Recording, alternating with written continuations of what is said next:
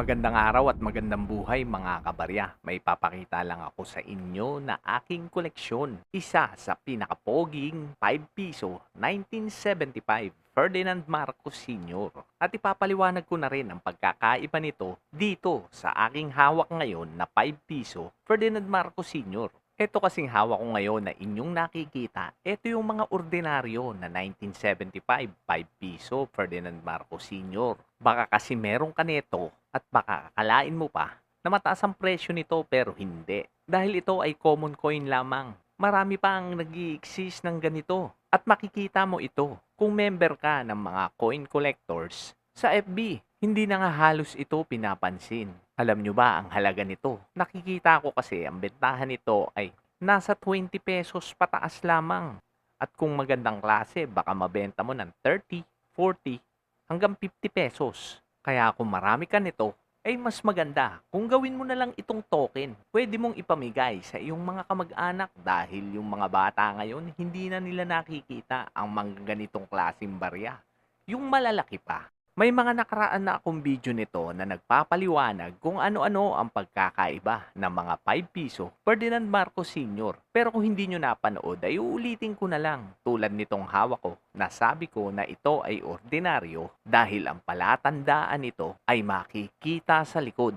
Yan, sa spot na yan, sa kanang bahagi ng Philippine Seal, wala kang makikitang mint mark o yung tinatawag na Franklin Mint. Hindi tulad nitong susunod kong ipapakita sa inyo na isang proof coin, 5 piso Ferdinand Marcos Sr. 1975 din ito. Ito talaga ang mga collector's item.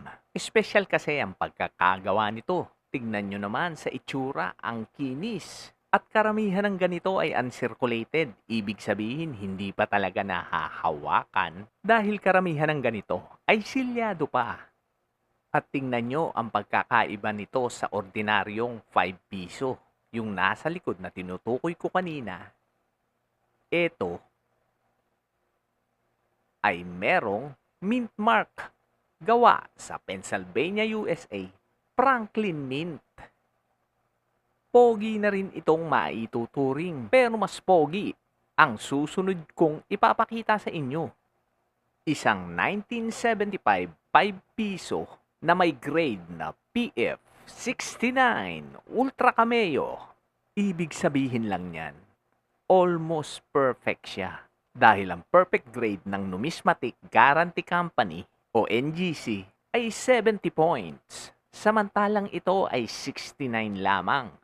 Pero mahirap makakuha ng 70.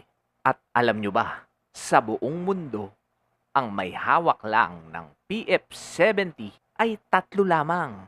At ito ang may pinakamataas na halaga. Ito talaga ang mga hinahan ng mga kolektor. Pero alam nyo rin ba, itong aking hawak na PF69 ay 36 lamang sa buong mundo ang meron na certified ng NGC. Kaya nga sinabi ko kanina na ito ang isa sa pinakapoging 1975 5 piso Ferdinand Marcos Sr. Dahil bibihirang kolektor lamang ang may ganito.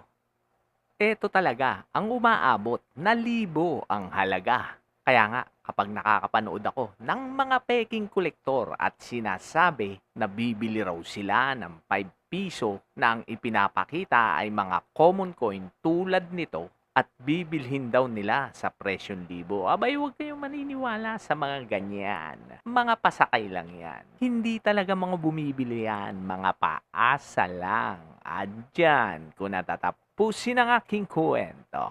Maraming salamat, mga kabarya.